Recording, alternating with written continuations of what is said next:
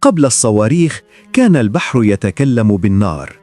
اسمه مدفع 460 مليمتراً، سلاح البارجة الياباني ياماتو.